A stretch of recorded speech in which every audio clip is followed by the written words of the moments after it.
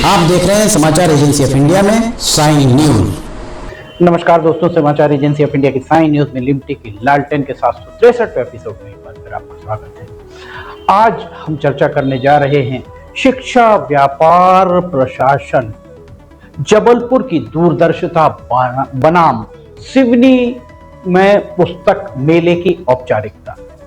जबलपुर का मार्च मॉडल बनाम सिवनी का मई मॉडल। अब चर्चा करें मार्च और मई मॉडल की पुस्तक मेले के संबंध में। नए शैक्षणिक सत्र के शुरू होने के ठीक पहले हर साल मध्यम वर्गीय और गरीब परिवारों के माथे पर चिंता की लकीरें गहरी होने लगती हैं। वजह होती है बच्चों की पढ़ाई का खर्च, विशेषकर महंगी पाठ्य पुस्तकें, कॉपियां, स्कूल के गणवेश और अन्य सामग्रियों को लेकर। शिक्षा के इस बढ़ते बाजारीकरण, व्यवसायीकरण के दौर में जहां निजी स्कूल और पाठ्य पुस्तक प्रकाशनों की साठगांठ ने शिक्षा को एक मुनाफे का व्यवसाय बना दिया है, जिला प्रशासन की भूमिका अत्यंत महत्वपूर्ण वहीं पर हो जाती है। इस संदर्भ में यदि हम मध्य प्रदेश के दो पड़ोसी जिलों के बारे में बात करें, सिवनी और जबलपुर के, तो तुलनात्मक अध्ययन अगर दोनों का करें तो प्रशासनिक कार्यप्रणाली और जनहित के प्रति संवेदनशीलता का एक स्पष्ट और विरोधाभासी चित्र दोनों सामने आता है। जबलपुर जिला प्रशासन जहां मार्च माह में ही पुस्तक मेले का आयोजन कर पालकों को राहत दे रहा है, वहीं सिवनी में मई माह में आयोजित होने वाला पुस्तक मेला महज एक कागजी औपचारिकता बनकर रह जाता है।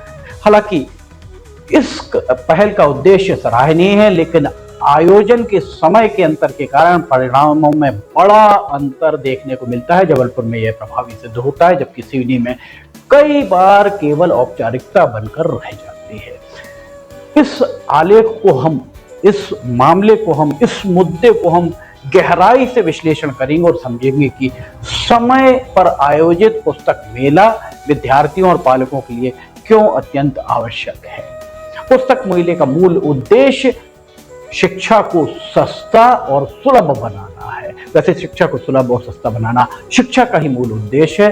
निजी स्कूल में पढ़ने वाले अधिकांश विद्यार्थियों के पालकों को हर साल नई किताब खरीदनी पड़ती है, जिनकी कीमतें कई बार हजारों तक पहुंच जाती है।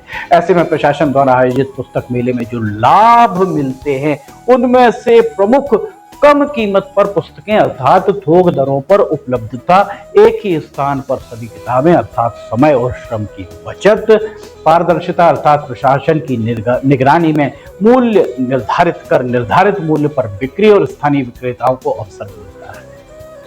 वर्तमान शैक्षणिक सत्र 2026-2027 के परिप्रेक्ष्य में पालकों और विद्यार्थियों के हितों को ध्यान में रखते हुए ज्वलंत मुद्दे पर तथ्यात्मक और विश्लेषणात्मक अध्ययन बहुत जरूरी है। हम लगातार ही शिक्षा की दुकानों के बारे में शासन प्रशासन का ध्यान आकर्षित कराते आए हैं।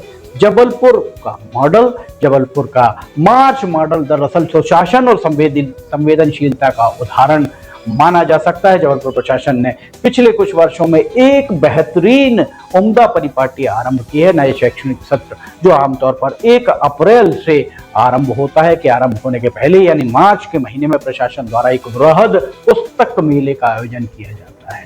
इसका सकारात्मक प्रभाव इस प्रकार देखने को मिलता है, जो पालक हैं, उन पालकों को पहले से ही पुस्तक खरीदने की वे जो योजना बना लेते हैं। स्कूलों की पुस्तक सूची जारी पहले ही हो जाती है, विद्यार्थियों को समय पर किताबें मिल जाती हैं एवं बाजार में कृत्रिम महंगाई पर नियंत्रण बना रहता है। जबलपुर का ये मॉडल ये दर्शाता है कि यदि योजना को सही समय पर लागू किया जाए तो उसका अधिकतम लाभ समाज के अंतिम व्यक्ति को भी मिल सकता है।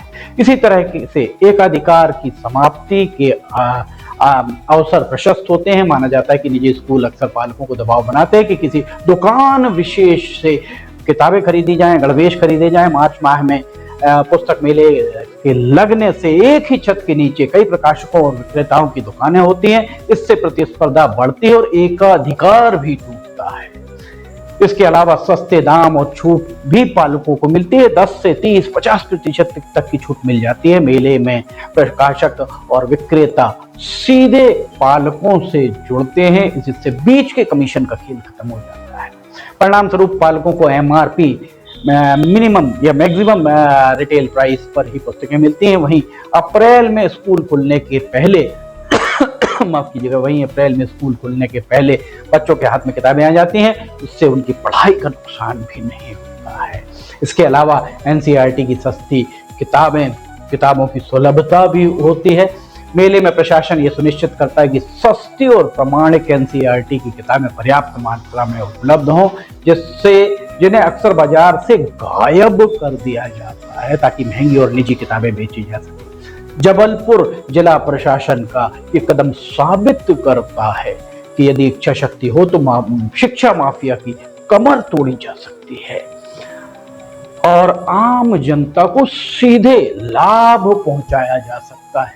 अब बात की जाए सिवनी के मई मॉडल की, अर्थात का वर्षा जब कृषि सुहानी, या अब पछताए का होत है जब चिड़िया चुग गई खेत। इसके ठीक विपरीत सिवनी की स्थिति हास्यास्पद भी है और निराशाजनक भी। सिवनी में प्रशासन द्वारा पुस्तक मेले का आयोजन किया जाता है, लेकिन इसका समय मई का महीना निर्धारित होता है। ये एक ऐसा समय है जब इस पूरी कवायद को निरर्थक समय ये है साबित कर देता है, निरर्थक। चूंकि शैक्षणिक सत्र पहले ही आरंभ हो जाता है, शिक्षा का दबाव रहता है, शिक्षकों का दबाव रहता है, शाला का दबाव रहता है। ऐसे में अधिकांश स्कूल अप्रैल में खुल जाते हैं और पहले ही सप्ताह में विद्यार्थियों को अपने किताबें गणवेश खरीदने के लिए निर्देश दे दिए जाते हैं। वहीं मजबूरी में महंगी खरीदारी पर मजबूर हो जाते हैं पालक अपने बच्चों की पढ़ाई प्रभावित ना हो, इस कारण वे महंगी किताबें अपना सब कुछ दांव पर लगाकर खरीद लेते हैं। माना जाता है कि मई में पुस्तक मेले की उपयोगिता कम हो जाती है। जब तक ये मेला लगता है तब तक अधिकांश विद्यार्थियों के पास किताबें होती हैं। वहीं पालकों और विद्यार्थियों को आर्थिक लाभ नहीं मिल पाता, जिस उद्देश्य से मेला आयोजित किया जाता है वो उद्देश्य पूरा नहीं हो पाता है।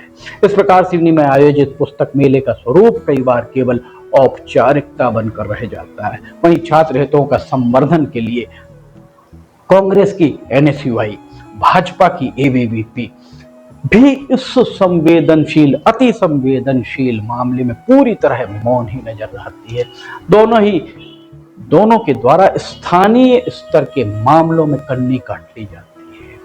न ही कोई हेल्पलाइन नंबर जारी किया जाता है प्रशासन के द्वारा, ना ही ABVP या NSUI मांग करती है, ना ही किताब, कॉपी, गणवेश आदि की दुकानों के लिए निर्धारित नियमों का पालन सुनिश्चित हो रहा है अथवा नहीं, ये देखने की फुर्सत ABVP या NSUI को होती है। कहाँ है NSUI, कहाँ है ABVP? सांसद, विधायक सहित अन्य जनप्रतिनिधियों को तो मानो शिक्षा के क्षेत्र से ज्यादा कोई सरोकार नजर नहीं आता है। कभी भी किसी भी जनप्रतिनिधि के द्वारा कि कहीं भी औचक निरीक्षण की खबरें नहीं आती हैं। सिवनी में माफ कीजिएगा, डेस्क बेंच अभियान चलाया गया, बहुत जोर शोर से चलाया गया, किंतु शालाओं की दुरावस्था, निजी शालाओं की लूट, गणवेश, जूते, मोजे, कॉपी, किताब आदि के मामले में सभी मौन रहते हैं। डेस्क बेंच अभियान के तहत जिस तरह डेस्क बेंच अभियान चलाया गया था, उसी तरह अगर ये अभियान भी चलाया जाए पुस्तक मेला और शिक्षा का गणवेश आदि को सुधारने के लिए, तो सिवनी का नाम देश भर में रोशन होने से कोई नहीं रोक सकता। पर इस सब के लिए आवश्यकता है मजबूत इच्छा शक्ति की। एक बार फिर हम कहना चाहेंगे, कहाँ हैं NSUI, कांग्रेस के छात्र संगठन, कहाँ हैं भारतीय जनता पार्टी के छात्र संगठन? आज 24 तारीख, 25 तारीख हो रही है, आज 25 मार्च है, 6 दिन बचे हैं मार्च का महीना खत्म होने में, नए शैक्षणिक सत्र को आरंभ होने में सिर्फ 5 या 6 दिन बचे हैं। पुस्तक मेले का अता पता नहीं है।